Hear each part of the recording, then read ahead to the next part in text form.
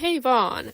Meidän ryhmän projekti on ollut tämä ilmoittautumisjärjestelmä fysikaalisen kemian laboratoriotöihin, ja tässä olisi nyt meidän loppudemo. Sitten kertaukseen vähän näitä perusjuttuja, eli meidän asiakas on Markus Metsälä Helsingin yliopiston kemian laitokselta, ja meidän tehtävä on ollut luoda sivusto, jossa kemian opiskelijat voi ilmoittautua laboratoriotöihin kautta niihin liittyviin ryhmiin ja palauttaa sitten työselostuksia. Tämä projekti on tilattu, koska vastaavaa ei voida toteuttaa esimerkiksi Moodlessa. Käytössä on ollut vanha sivusto, joka on myöskin Ohto-projektin tuotosta vuodelta 2008, mutta tarvitsi päivitystä ja uusia toiminnallisuuksia. Välidemossa me vähän näytettiin, että miten tämä ryhmiin ilmoittautuminen ja työselostuksen palautus toimii. Yksi näistä meidän vaatimuksista on ollut yliopistotunnuksilla kirjautuminen, joka ei ihan vielä välidemon aikana toiminut. Projekti on edennyt välidemosta paljon ja nytten tämä yliopistotunnuksilla kirjautuminen toimii. Muita uusia toiminnallisuuksia on tämmöiset sähköposti-ilmoitukset. Ollaan asiakkaan toiveesta myös siirretty vanhan järjestelmän tietoja meidän uuteen tietokantaan. Ja loppupuoliskolla ollaan myös kiinnitetty huomiota selkeämpään ulkoasuun ja mobiiliystävällisyyteen sekä tietenkin viimeistelty näitä jo valmiita toiminnallisuuksia. Sitten itse asiaan, eli tähän sovellusdemoon, näytetään tässä, miten kemian opiskelija oikeasti käyttäisi tätä sivustoa. Kemian opiskelija voi siis kirjautua näille sivuille omilla yliopistotunnuksillaan. Siitä niin. Ja ensimmäiseksi aukeaa laboratoriotyöt-sivu, jos on kaikki avoimet ryhmät, mihin voi ilmoittautua. Siinä näkyy ajankohta ja ilmoittautuneiden määrä.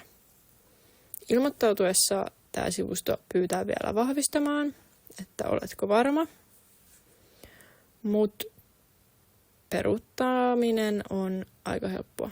Noin. Tämän jälkeen omat labrat sivulta opiskelija näkee ilmoittautumisensa.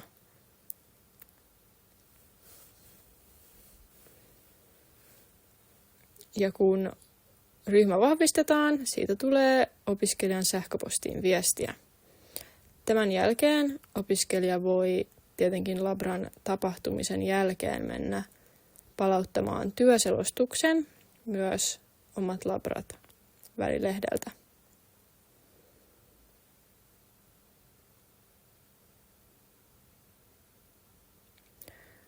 Omaa palautusta voi vielä tarkastella ja vaihtaa ensimmäisen palautuksen jälkeen. Kun raportti arvioidaan, siitäkin tulee sähköpostiin ilmoitus. Tämän jälkeen opiskelija voi mennä sivustolta katsomaan arviointinsa sekä kommentit työhön ja kuka arvioinnin on tehnyt.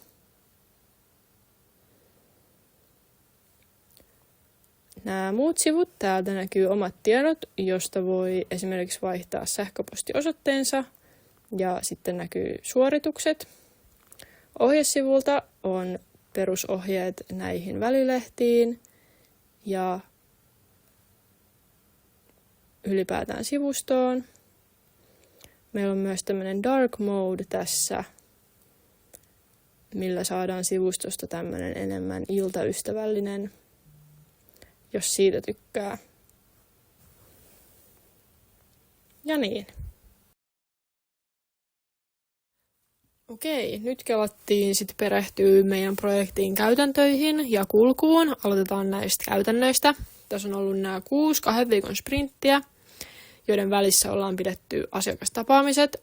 Asiakastapaamisten yhteydessä ollaan ryhmänä sitten pidetty retro, mad, glad, sad metodilla ja myöskin sprint planning. Daily meillä on ollut 3 viikossa ja työskentely on tapahtunut enimmäkseen etänä itsenäisesti, mutta noin kerran sprintin aikana ollaan tavattu sitten luolassa. Kommunikointiin ollaan käytetty Slackia ja dailyt pidetty Google Meetsissä. Käydään sitten projektin kulku läpi ihan sprintti kerrallaan. tuossa nollasprintissä ihan perusjutut pystytettiin GitHubi, kommunikointikanavat YMS. Sitten me tutustuttiin myös tuohon Djangoon, Dockeriin ja OpenShiftiin, kun ne oli aika lailla kaikille uusia.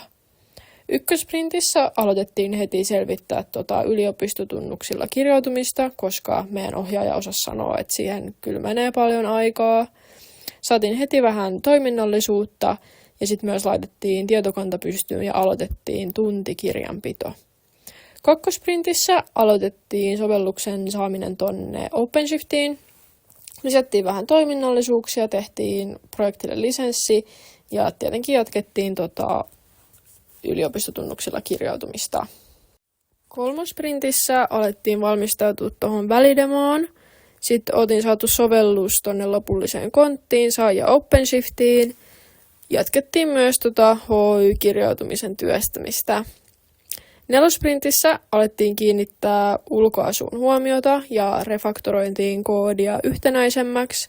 Saatiin vihdoin myös toi HY-testikirjautuminen stagingiin ja tuli myös vähän uutta toiminnallisuutta. Vitosprintissä HY-kirjautuminen saatiin aika lailla valmiiksi productioniin. Paranneltiin edelleen ulkoasua ja viimeisteltiin eri välisivuja ja tehtiin noi sähköposti-ilmoitukset. Viikkojen aikana alettiin siirtää vanhan tietokannan tietoja uuteen, korjattiin löytyneitä bugeja ja lisättiin testejä niin, että toi coverage on yli 80%. HY-tunnuksilla kirjautuminen saatiin viimeisteltyä ja ollaan tästä myös tehty dokumentaatiota, viimeistelty kaikenlaisia toiminnallisuuksia ja myös tilattiin sovellukselle lopullinen osoite, mistä se sitten oikeasti löytyy. Tämän projektin aikana meidän ryhmän suurimmat haasteet on ollut toi yliopistotunnuksilla kirjautumisen toimimaan saaminen. Siihen, niin kuin näitte, niin on mennyt oikeastaan koko projekti. Jokaisessa sprintissä ollaan sitä työstetty. Siihen on liittynyt myös paljon niin kuin odottelemista ja tunnuksien saamista ja ihan meistä ja meidän kohdista riippumattomia niin kuin virheitä. Toinen haaste on ollut tämä yhdessä työskentelyn vähyys. Meidän aikataulut ei vaan ryhmäläistenkaan niin kuin matchannut silleen, että oltaisiin päästy tekemään yhdessä niin paljon kuin oltaisiin haluttu. Ja se tuli kyllä niin kuin tosi monesti esiin näissä retroissa. Kiitos tosi paljon kaikille. Kiitos meidän asiakkaalle ja meidän ohjaajalle. Ja tässä vaiheessa voidaan vastata joihinkin kysymyksiin, jos jollain niitä on.